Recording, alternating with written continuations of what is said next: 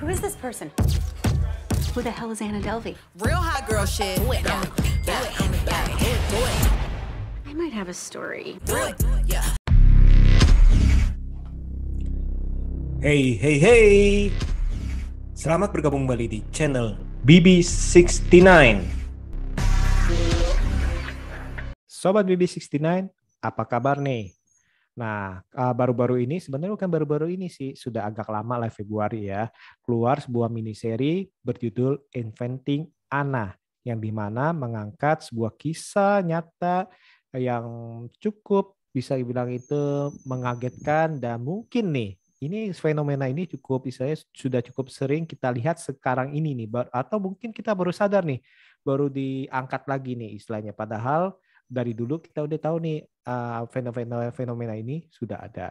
Nah sekarang nih tanpa kita banyak ngomong lagi, sudah bergabung dengan saya teman kongko BB69, ada Mas Izul. Apa kabar Mas Izul? Halo, kabar baik, alhamdulillah. Semua sehat ya? Sehat. Nah terus yang kedua ada Mas Bram. Apa kabar Mas Bram? Halo Mas Kawan, alhamdulillah sehat. Thank you udah diundang lagi. Oke, yang ketiga ada Anna Delvey, salah. Mbak Fani. Apa kabar Mbak Fani? Halo, dengan aksen Jermannya itu ya. Halo. Oke. Ini cukup menarik nih karena drama ini diangkat berdasarkan sedikit kisah nyata campuran dengan bumbu-bumbu lah seperti biasanya ya. Di mana ini dikisahkan seorang, bisa bilang ini seorang gadis yang masih cukup muda yang bisa berhasil tanda kutip mengumpulkan uang atau menipu dengan cara yang sangat-sangat lihai, di mana para korbannya itu seolah-olah itu memberikannya dengan cara sukarela. Seperti itu. Nah, sekarang kita langsung ke Mas Bram dulu. Mas Bram, gimana nih Mas Bram sewaktu menonton serial Inventing Anna? Ya ini sih berasa gregetan ya ngeliatin, apalagi kan banyak flashbacknya. Sebenarnya gregetannya bukan sama Anna sih, tapi sama sosok Vivian Ken ya gitu loh. Ini kan sosok yang tipe-tipe ambisius, pekerja ambisius yang sebetulnya banyak di sekitar kita, di kantor manapun pasti ada gitu loh. Nah ini Fanny udah ketawa lagi. Nah ini oh enggak. Nah ini menjadi hal yang menarik perhatian saya sih, bagaimana sosok Vivian tuh malah menurut saya lebih menarik daripada seorang Anna. Anna kita udah tahu menjadi judul dan kita sudah baca banyak sinopsisnya, tapi bagaimana Vivian ini kan kayak eksekutor ya, dia yang mengarahkan arah ceritanya kemana dan segala macam, dan banyak hal yang menurut saya ambinya si Vivian ini sih yang menyebalkan dari awal sampai akhir.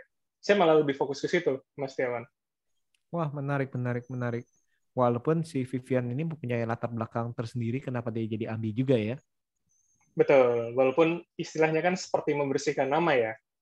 Iya, menebus dosa atau membersihkan nama, istilahnya seperti itu ya. Bukan menebus dosa sih, bagi dia kan nggak salah, tanda kutip nggak salah ya, dalam arti yang di masa lalunya seperti itu. Oke, menarik. Nah, kalau Mas Izul sendiri gimana Mas Izul? Aku ngelihatnya kalau Inventing Anna ini ada kenapa dia lancar banget, karena aksi kriminalnya itu kayak udah terendus. Pertama gara-gara Nev, resepsionis di Hotel 11 itu. Terus juga banyak yang kena brainwash aja gitu. Kemudian saya kesel sama ambisi-ambisinya si Vivian Ken ini. Agak belok aja kemudian di akhir. Gitu sih. Oke, jadi ini fokusnya ke Vivian dulu nih, dua-duanya nih. Oke. Nah, Mbak Fani gimana Mbak Fani? Aku termasuk yang nggak kuat loh, menyelesaikan si series Inventing Anna ini, saking capek banget sih dramanya, ya ampun. Soalnya saking kesel, saking emosi gitu, karena tapi aku jadi riset lebih lanjut, terus kayak baca sebenarnya Anna Sorokin ini siapa sih gitu, terus akhirnya bacalah gitu. Ada artikel yang menarik sih, aku baca sampai habis ini malah justru aku baca sampai habis dari Vanity Fair kalau nggak salah ya, nulis siapa ya lupa, pokoknya dari Vanity Fair. Saya sangat merekomendasikan untuk baca karena tulisannya lucu banget, tulisannya witty, sassy banget. Nah hampir sama seperti Bram dan juga Mazul.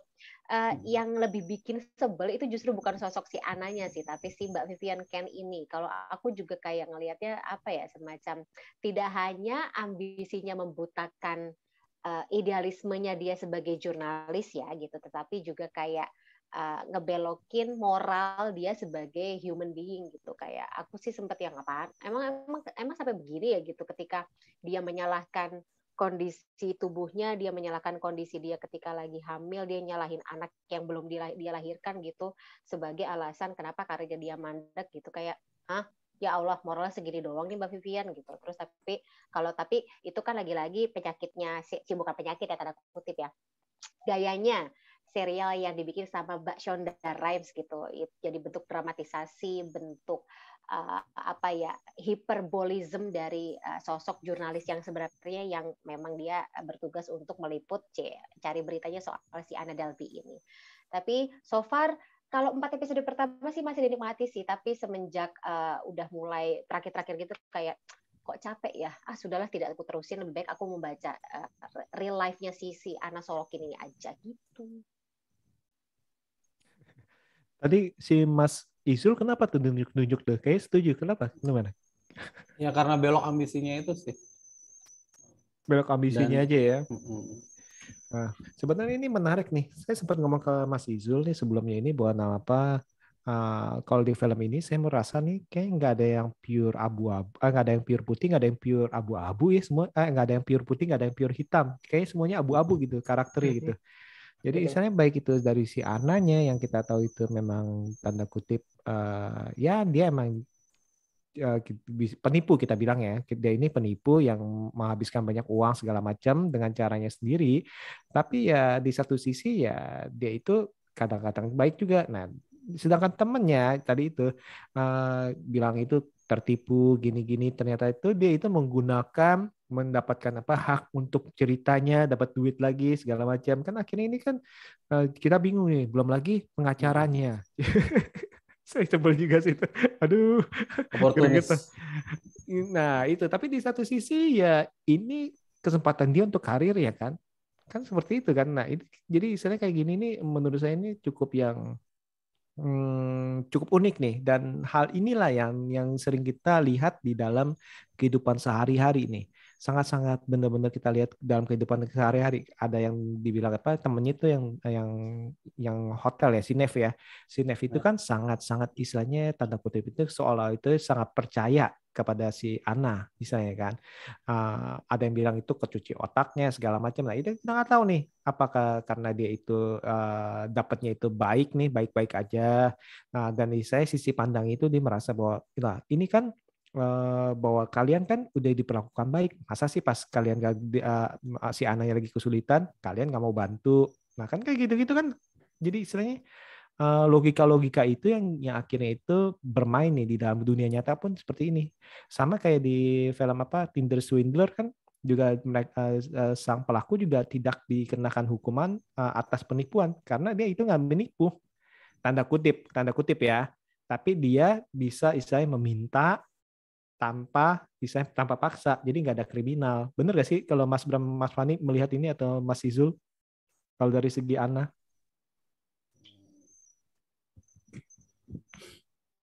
Kalau di aku sih kalau standar moral ya, moral karena itu kayak Rachel tuh nggak dibayar kartu kredit balik kan beberapa bulan, itu udah menyalahgunakan kepercayaan mereka sebagai ya gugur lah nilai persahabatannya kayak gimana ya.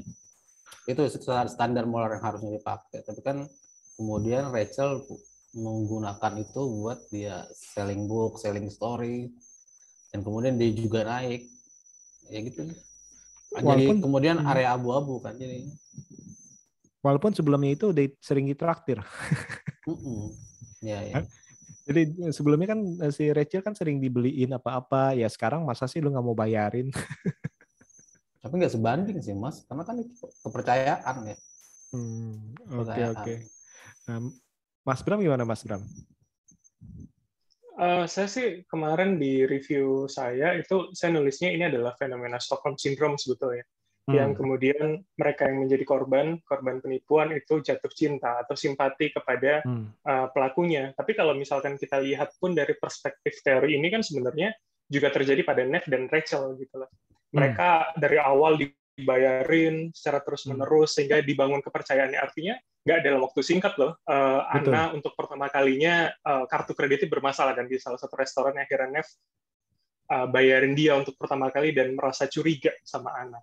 Nah, jadi emang yang saya baca dari yang saya baca memang Stockholm Syndrome akan butuh waktu panjang untuk memberikan kepercayaan kepada korban sebelum akhirnya secara tidak sadar akhirnya dia sebenarnya terpancing, terkuasai pikirannya oleh si pelaku tadi. Jadi ini sih sebetulnya juga sangat banyak di kehidupan nyata. Apalagi misalkan soal Rachel gitu ya, $62.000 dia butuh waktu 3 bulan loh percaya sama Anna untuk tidak melaporkan ke pihak keuangan kantornya, tidak kemudian lanjut ke polisi. Even 3 bulan hanya dibayar $5.000 ya waktu itu ya.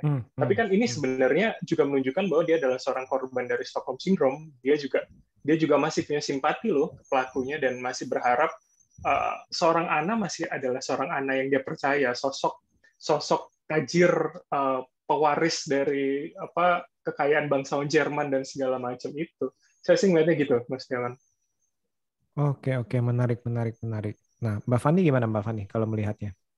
Ada sedikit agree to disagree sama kondisi psikologis yang tadi Bram sebut gitu. Karena Stockholm Syndrome itu kalau setahu saya adalah kondisi di mana si korban ini tidak punya pilihan karena dia berada dalam kondisi yang sangat sulit seperti ketika dia ditangkap, being a hostages, atau ketika dia di-abuse. Nah, masalahnya teman-temannya si Anna ini, mereka punya choices.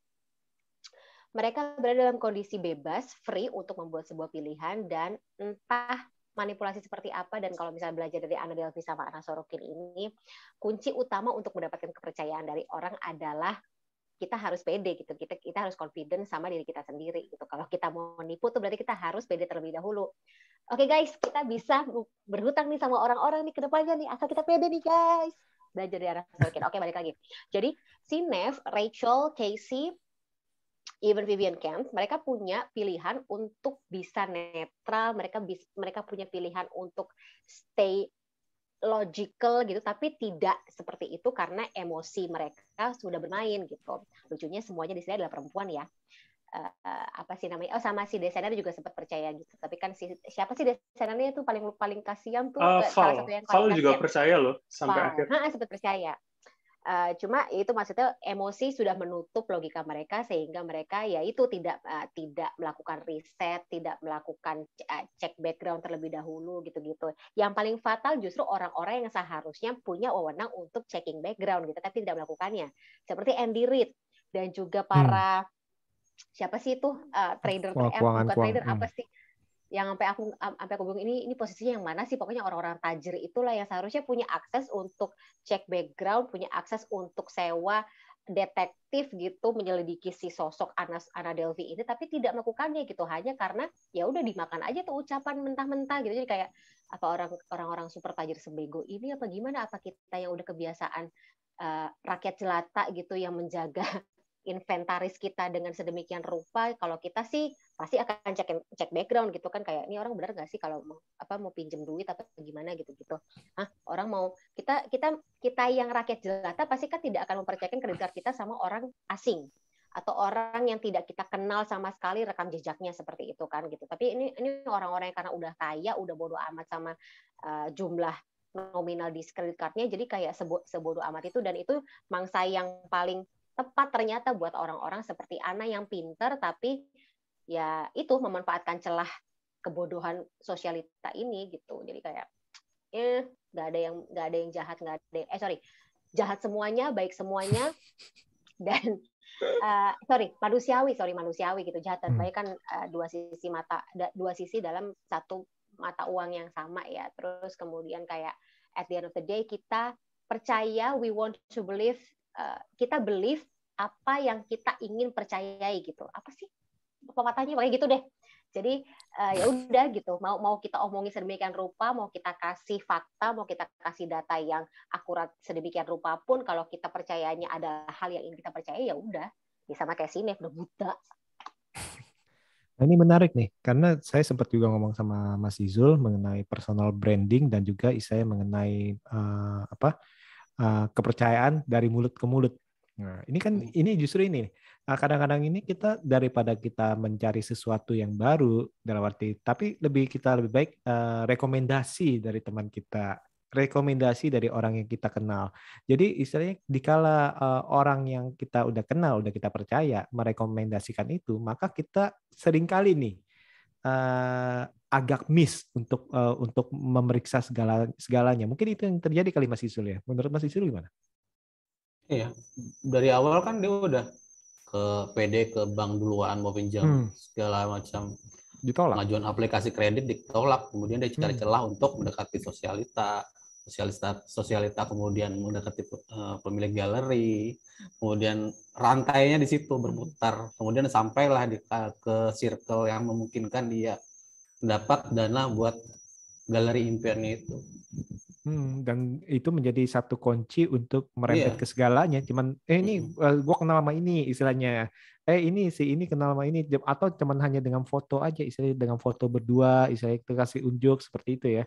Ya akhirnya itu yang sempat saya ngomong juga mengenai personal branding itu fake famous istilahnya. Yang salah satunya dibahas di salah satu di OTT kita itu fake famous itu di mana nih dicoba nih istilahnya percobaan sosial itu di mana 3 orang yang biasa nih awam nih di set sedemikian rupa menjadi seorang yang famous yang akhirnya itu brand-brand terkenal pun mengendorse mereka, dan itu bisa terjadi. Dan itu dia personal branding ini ternyata ini bisa menjadi sesuatu yang bagus, istilahnya positif, ataupun bisa menjadi istilahnya pisau bermata dua nih, bisa sesuatu dipergunakan tadi ini untuk istilahnya untuk hal-hal yang menipu, sama seperti yang kejadian-kejadian yang kita lihat di film ini ataupun di film-film lain lah kita bilang ya. Nah, kalau personal branding ini sebenarnya ini apakah salah apa enggak nih Mas Bram? Menurut saya enggak sih. Karena tergantung tujuannya. Artinya menurut saya Ana sangat berhasil mensosokkan dirinya yang baru sebagai dari Anna Sorokin menjadi Anna Delvey. Kan menurut saya dia sangat sistematis ya melakukan personal brandingnya, tidak hanya kemudian kebohongan soal satu hal dia meminjam misalkan, tapi dia mulai itu dari background-nya. Dia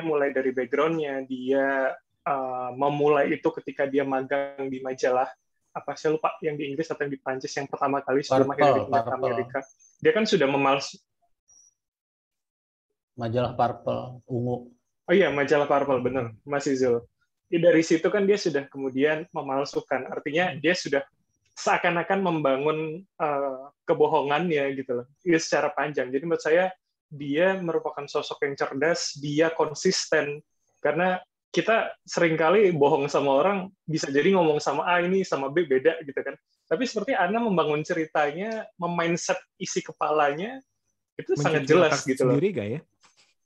Atau jangan-jangan dia delusi kan, kita juga bisa bilang antara itu. Delusi ataupun mencuci otak sendiri dalam arti menanamkan berkali-kali jadi saya supaya nggak lupa kali ya. Benar. Jadi mungkin ini ya. Kalau baca wawancaranya enggak kok, dia sadar dia menipu, ya udah itu aja. Enggak ada informasi. Profesional, oke. Nah, kalau untuk pembangunan personal branding nih Mas Bram, nih kita kembali nih. Seberapa boleh sih kita berbohong, sebesar apa?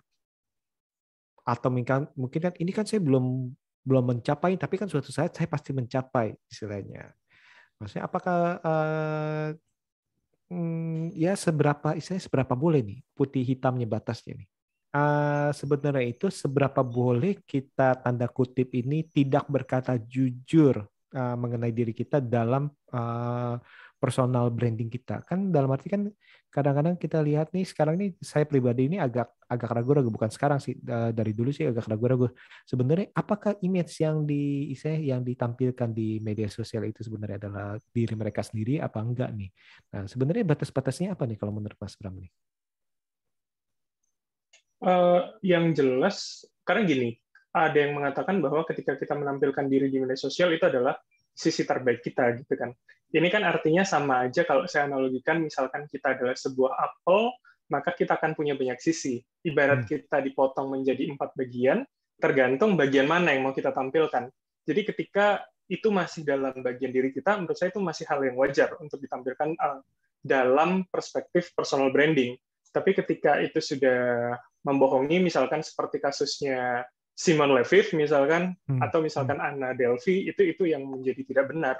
Atau hari ini kalau kita lagi rame ngomongin soal flexing, banyak influencer yang AIU dan akhirnya ketangkep jadi tersangka dan tiba-tiba enggak. Nah itu sih yang sebetulnya tidak lazim dan tidak patut pastinya gitu loh. Jadi kalau menurut saya ketika hari ini misalkan contohnya paling kecil kita berempat aja, kita kan pasti punya sosok yang apakah kita sebagai seorang di profesi kita, apakah kita sebagai seorang yang pada hobi kita, pada minat kita, ini kan hal yang berbeda. Tinggal mana yang mau kita tonjolkan di media sosial. Jadi itu menurut saya wajar sih, Mas. Wajar. Oke, menarik. Nah, tadi sempat ngomong flexing nih. Mbak Fani gimana, Mbak Fani? Tadi pas ngomong flexing, gini. Ini fleksi juga sih, fleksi. Salah ya? Otot ekstensi. Ya. Ekstensi pasti, fleksi. Maksudnya tiap orang pasti punya sisi yang ingin dia flexingkan sih. Cuma kalau misalnya belajar dari apa ya namanya? Fenomena yang ada di masa kini sering sekali influencer dan juga sosok-sosok sosialita juga sih gitu, flexingnya juga sampai bisa bikin apa ya, penyakit ain ya Bo gitu, sirik dengki nih untuk kita yang ngelihat postingannya gitu. Cuma kayak kan kita nggak tahu nih yang mereka perjuangkan, jalan seperti apa yang mereka tempuh untuk bisa menampilkan sesuatu itu gitu. Jadi kayak ya seperti katanya Rhoma Irama dulu gitu, yang secukupnya aja sih kalau kita mah, yang pasti-pasti aja gitu, nggak usah membohongi, nggak usah menyusahkan diri sendiri hanya untuk menyenangkan orang-orang yang belum tentu senang sama kita gitu. Jam-jam bijak nih Fauzia. Tapi kadang-kadang kan itu yang ingin dilihat oleh masyarakat pada sekarang. Wah, maunya udah yang indah-indah. Dari dulu sih kan dongeng-dongeng, kita tahu sinetron dari zaman kita kecil itu kasihnya rumah yang besar-besar seperti itu kan. Dari sebenarnya itu kita kesannya itu dari kecil itu sudah diajarkan. Padahal dia nggak tahu rumah besar biar bisa krunya masuk semua, kagak ada yang kehujanan. Padahal gitu doang tuh alasannya. Van, tapi gue inget banget dulu nonton sinetron Bidadari, rumahnya Lala itu gede banget, yang keluarganya cuma 4. Itu kan jadi gambaran di Indonesia bahwa kita itu terdoktrin dari kecil, rumah tuh harus besar, ya. harus punya pembantu. Iya, sarapannya harus roti sama orange juice yang nggak pernah habis. Oh iya benar. Padahal kita juga ujung-ujungnya nyarinya ketoprak nasi uduk. Alah. Tapi kalau si Anna Delvey juga ya, blokku segede gitu.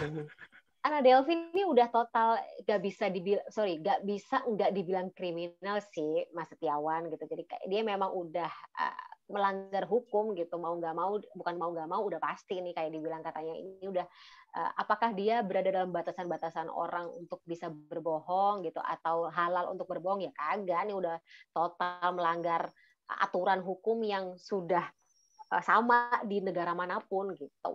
Jadi kayak udah memang kriminal.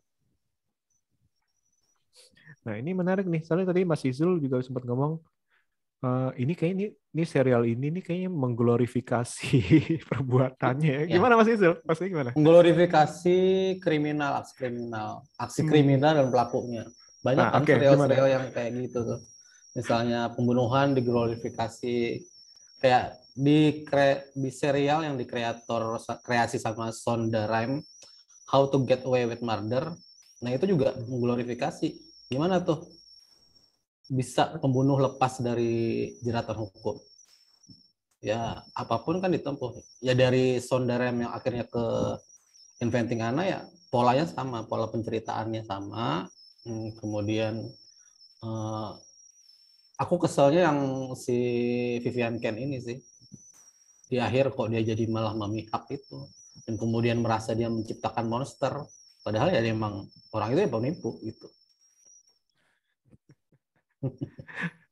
Benar-benar benar-benar dalam arti memainkan emosi juga ya, dalam arti bisa bermain karakter, dalam arti si Ana ini bisa menjadi play victim segala macam ya, ataupun malah bisa lebih mendominasi daripada orang korbannya. Nah ini dia nih, ini dalam arti kalau kita lihat dari serial ini sih cukup menyeramkan sih, dan hal yang menyeramkan itu justru karena mungkin kita ketemu di kehidupan kita nyata, entah itu teman kantor yang mirip-mirip lah, istilahnya yang manipulator kita ngomongnya.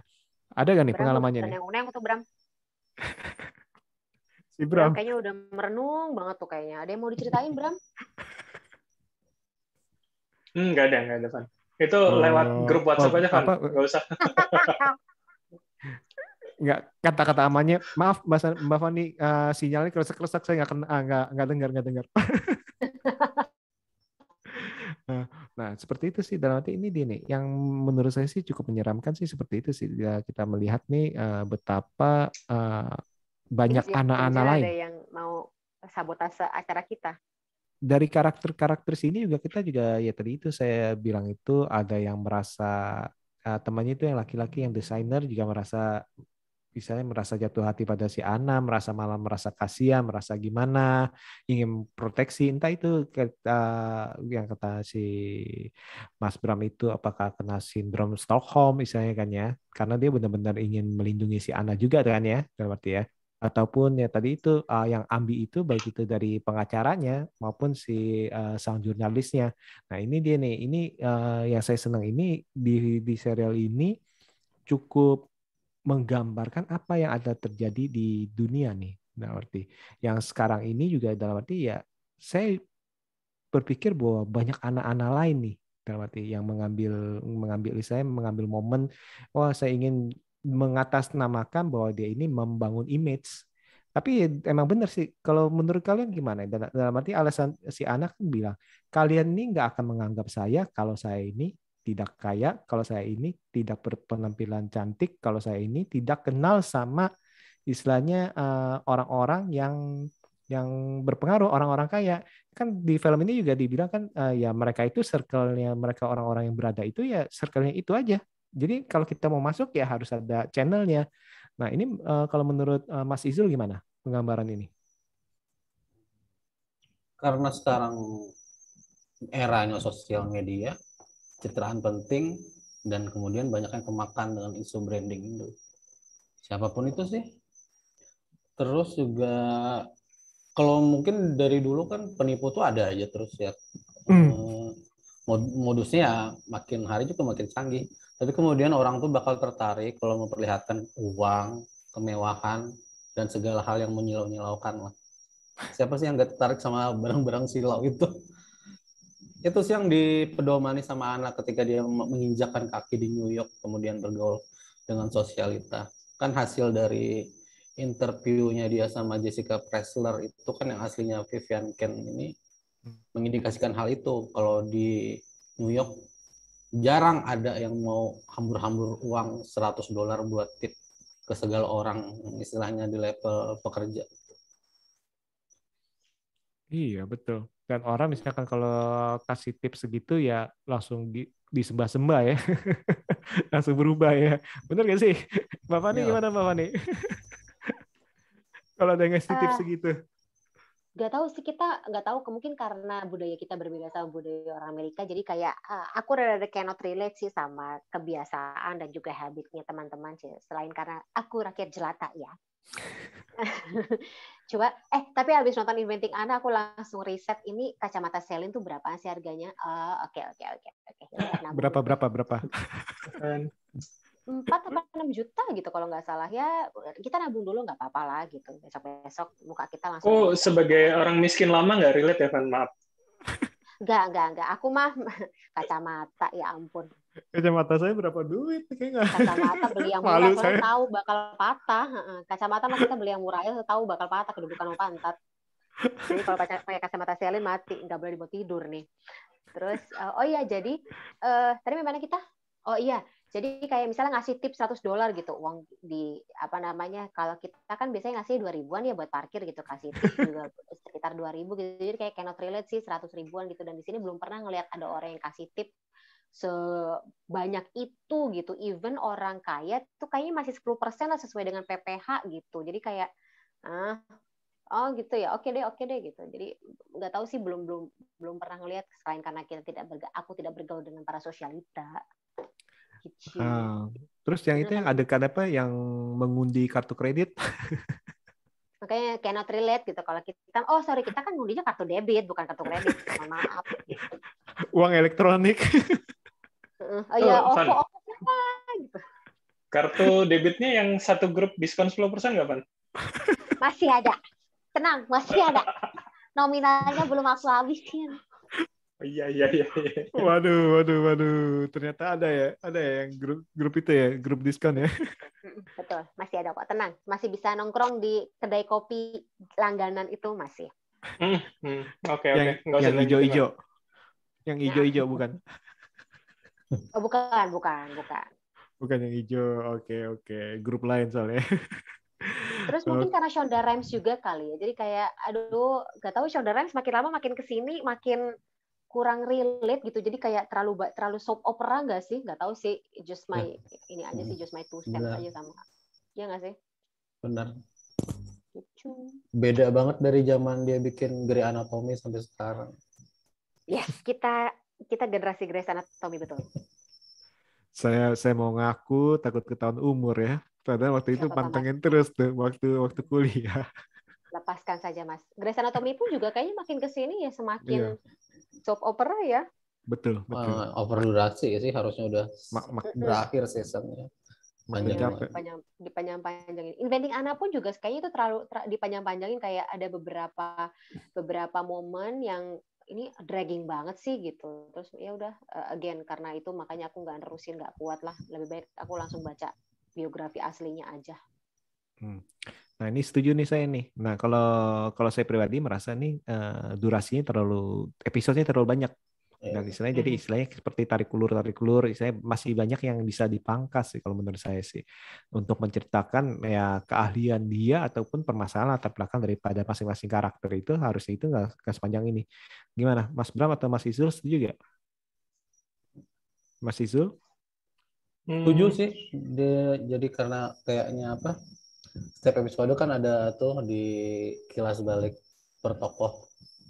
Ada beberapa part yang agak stretching, kemudian juga penggambaran tokohnya juga karakternya lebay, kemudian kita dihadapkan kemudian di akhir baru dimunculkan latar belakang keluarganya kayak gimana. Seharusnya kan kayaknya di beberapa episode sebelumnya harusnya ada udah. Jadi kayak kecipratan aja gitu, dikit gitu udah. Dan tidak mengena ya. Iya, nggak make sense gitu. Mungkin nggak ada izin kali, Mas, Netflix. Nggak ada izin tuh keluarganya. Gimana, Mas? Ini sih Mas Izul kalau boleh nambahin, agak kentang sih. Artinya kan secara grafiknya kita kayak udah emosi banget ya episode ke-7. Tiba-tiba 8 Vivian setelah melahirkan masih berambisi untuk ke Jerman. Maksudnya effortnya terlalu besar untuk dia ke Jerman mencari sesuatu yang baru, pakai translator, tapi kemudian hasilnya cuma seperti itu gitu loh. Jadi menurut saya itu sepakat dengan Mas Izul, terlalu melebih-lebihkan memang. Dan kita sudah ekspektasi ini akan terus naik, ternyata di 8 turun kan. Dan 9 ternyata tidak nyambung dengan itu. 9 fokus di yang di Monaco kalau nggak salah, saya lupa. Jadi maksud saya tanpa 8 pun sebenarnya tidak masalah, dan beberapa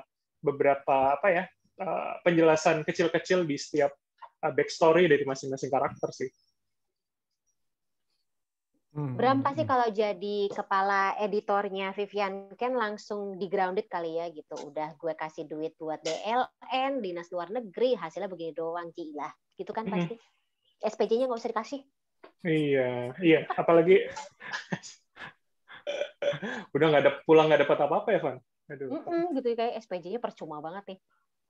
Tapi kalau ya mungkin kalau misalnya harusnya aku nggak tahu kan karena aku nggak menyelesaikan episode terakhir itu, cuma correct me if I'm wrong gitu. Ini nggak ada atau background semacam kayak flashback bagaimana riset yang dibentuk atau riset yang dilakukan sama si Anna Sorokin ini sampai dia menciptakan sosok si Anna Delvey gitu kan. Sebelum dia menjadi sosialita kan dia pasti harus cari tahu nih mengenai seniman siapa lah gitu, karena dia kan membangun si ADF itu kan, seniman siapa gitu, dia suka, kenapa dia bisa sampai suka dan jatuh hati sampai terjun ke dunia seni gitu-gitu sampai dia tahu banyak, terus dia ya bagaimana dia riset background para sosialita di New York ini sehingga dia pede gitu untuk bergaul bersama mereka gitu kan, nggak digambarin ya, padahal lumayan tuh kalau misalnya dibikin ala-ala film heist gitu, bagaimana dia mempersiapkan diri gitu tanda kutip.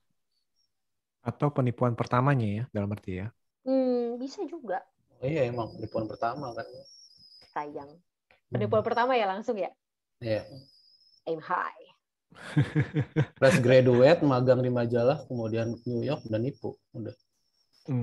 Ya, tapi kan cuman kan katanya kan waktu itu kan pas dia bilang di sama teman-teman sekolahnya kan dia kan udah mulai berubah penampilan segala macam. Nah itu dari yang seorang yang pemalu segala macam itu tiba-tiba berubah drastis itu kan tanda tanya itu. Ini mungkin nggak tahu gue apa nggak nangkep apa gimana nih Mas Izul. Soalnya kan tiba-tiba yang dari awal itu kayak di ejek-ejek sama temannya nggak boleh duduk segala macam.